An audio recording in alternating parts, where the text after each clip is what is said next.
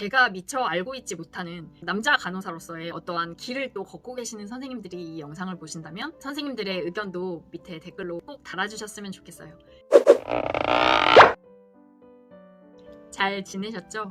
오늘 영상은 올 한 해 꾸준하게 물어보시는 질문, 그 중에 남자 간호사를 지망하시는 선생님들, 그 중에서도 직장 생활을 하시다가 힘들지만 꾸준히 취업의 문턱이 다른 직종에 비해서는 그렇게 높지 않은 간호사를 지망하시는 남자 선생님들께서 30대 초반이신 선생님들도 계시고 40이 얼추 다 돼가시는 선생님들도 계세요. 그분들이 한결같이 고민하시는 게 바로 남자 간호사의 수명, 40이 지나면 뭘 해먹고 살아야 되나요?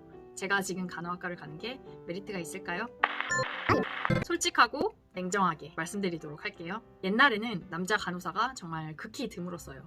2011년 제가 편입할 당시만 하더라도 10명 안짝의 편입생 중에서 남자 선생님은 딱 한 분 계셨어요. 그때부터 그래도 꾸준히 증가해서 지금은 꽤 많은 남학생들이 간호학과에서 공부를 하고 있어요. 그리고 우리나라도 꾸준히 남자 간호사 선생님들이 증가하는 추세이기도 하고요. 하지만 미국에 비하면 턱없이 부족해요.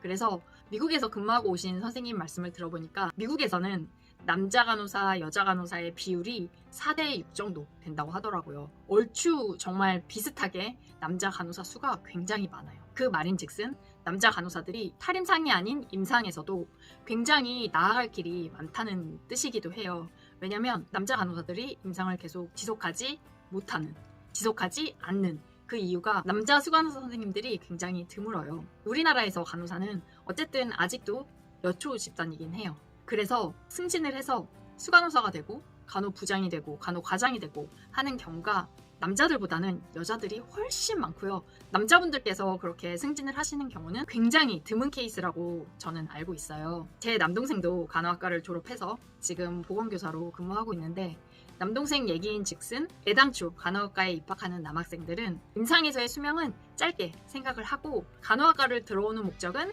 간호사 면허증을 따서 임상에서 최소한의 경력만 채우고 소방 공무원으로 굉장히 많이 빠지고 있고요. 제 동생처럼 보건교사 이것도 생각하고 있고 간호직 공무원에도 남자 간호사 선생님들이 많이 계시고 그리고 뭐 교정직 공무원 이런 쪽으로 이렇게 탈임상을 하시려고 남학생들은 들어온다고 해요. 그래서 제 동생처럼 처음부터 간호학과를 지망하는 남학생들, 우리나라에서 남자 간호사의 현실도 다 알고 있고 그리고 제가 앞서 말씀드린 그러한 여러 종류의 탈임상들 중에서 하나의 목적을 가지고 그렇게 간호학과에 들어오시는 경우가 아니면 나는 정말 간호사의 뜻이 있어서 지금부터 쭉 안정적으로 임상에서 계속 간호사로 근무하고 싶다 하는 그런 목적으로 들어오시는 선생님들이 아니시라면 나이가 40 언저리 되었을 때 그때 간호학과에 편입을 하시려는 남자 선생님들은 다시 한번 생각해 보셨으면 좋겠어요. 그런데 만일 나는 최종 목표가 미국 간호사다 하시면 나이에 상관없이 남자 선생님들 편입하시는 거 가장 베스트예요. 미국에서는 남자 간호사들이 슈퍼바이저로 승진하는 경우가 굉장히 많이 있어요. 미국에서는 임상에서 남자 간호사를 만나는 게 희귀한 일이 아니에요. 우리나라 같은 경우에는 남자 간호사 선생님들이 임상에 있더라도 특수 파트에 굉장히 많이 계시고 병동 안에는 대부분은 아직까지도 여자 선생님들이거든요. 그런데 미국에서는 병동 안에도 남자 선생님들 굉장히 많이 계시고요. 저희 병원 같은 경우에도 인페이션트에는 남자랑 여자 간호사 선생님들 비율이 그렇게 많이 차이가 나지 않아요. 그리고 남자 간호사가 병동에 있네 라는 생각을 하지도 못할 정도로 잘 스며들어 있고 자연스러운 그러한 모습이거든요. 아직까지 우리나라에서는 병동에서 근무하는 남자 간호사 선생님들보다는 특수 파트 그리고 힘써야 되는 그런 파트에 계시는 선생님들이 훨씬 많이 계세요. 그래서 제가 정리를 해드릴게요. 꾸준히 우리나라도 남자 간호사 선생님들의 수가 증가하고 있고 승진도 물론 하시기도 하지만 아직도 여초 집단이고 남자 간호사 선생님들이 임상에서 승진을 하는 경우는 굉장히 드물다. 그리고 솔직히 말씀드리면 요새는 결혼을 해서 아이를 낳고 맞벌이를 하지 않으면 빠듯하게 살아가야 하는 현실이잖아요. 맞벌이 부부들이 굉장히 많이 있지만 남성분들께서 생계 주축에 서 계시는 경우가 대부분이에요. 솔직하게 말씀드리면 남성분들이 생계 주축에 서 있고 아이를 낳으면 육아휴직을 여성분들이 하는 경우가 굉장히 많이 있고 아이를 키우면서 둘 중에서 한 명이 직장을 관둬야 한다 하는 상황이 있으면 남성분들은 계속 직장을 나가시고 여성분들이 직장을 관두시는 경우가 거의 대부분이죠. 그래서 제가 말씀드리고 싶은 건 남성분들은 생계를 책임지는데 주축이 된다. 그런데 내가 만약에 다른 일을 이미 하고 있고 40언저리의 나이다.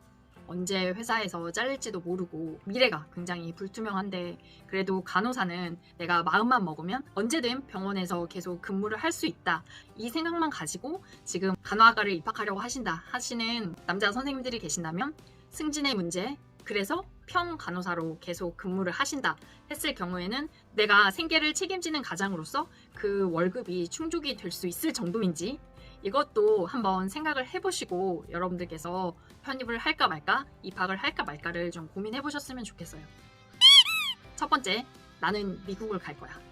두 번째, 나는 한국에서 근무를 할 거지만 승진이나 연봉 이런 거는 상관없고 꾸준히 정리해고되지 않고 안정적으로 임상에서 근무를 할 수 있으면 돼. 아니면 나는 최소한의 임상 경력을 쌓아서 탈임상 할 거야 하는 이러한 목표를 가지고 있다 하시는 남자 선생님들은 간호학과에 편입하시는 거 추천. 그런데 목적 없이 그저 나의 미래가 불안해서 그리고 입학 전부터 이러한 정보 하나도 없이 남자 간호사 수명이 짧아서 고민입니다 하시는 선생님들, 우리나라에서 남자 간호사들의 현실이 이렇다 하는 걸 제가 앞에서 말씀드렸으니까요. 그 현실들을 다 고려해 보시고 그리고 탈임상에 대해서 모르셨다면 남자 간호사 선생님들이 어느 쪽으로 탈임상을 하시는지 이런 것들도 다시 한번 찾아보신 후에 그 후에 편입을 하실지 말지 고민해 보셨으면 좋겠어요.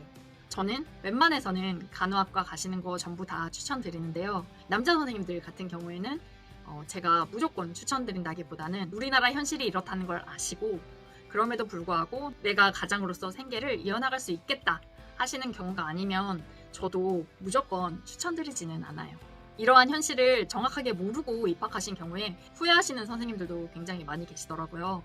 그래서 승진과는 무관하게 병원에서 나는 오랫동안 쭉 그냥 근무를 하면 된다 하시거나 아니면 또는 내가 학업을 지속해서 간호학과 교수가 한번 돼봐야겠다 하시는 경우, 탈임상의 목적이 있거나 아니면 미국을 가실 거거나 이러한 경우가 아니라면 40이 다 돼가는 이 나이에 내가 간호학과에 편입을 하는 게 맞는가 하는 거는 여러분들께서 다시 한번 잘 생각해 보셨으면 좋겠어요. 그리고 제가 미처 알고 있지 못하는 그런 남자 간호사로서의 어떠한 길을 또 걷고 계시는 선생님들이 이 영상을 보신다면 선생님들의 의견도 밑에 댓글로 꼭 달아주셨으면 좋겠어요.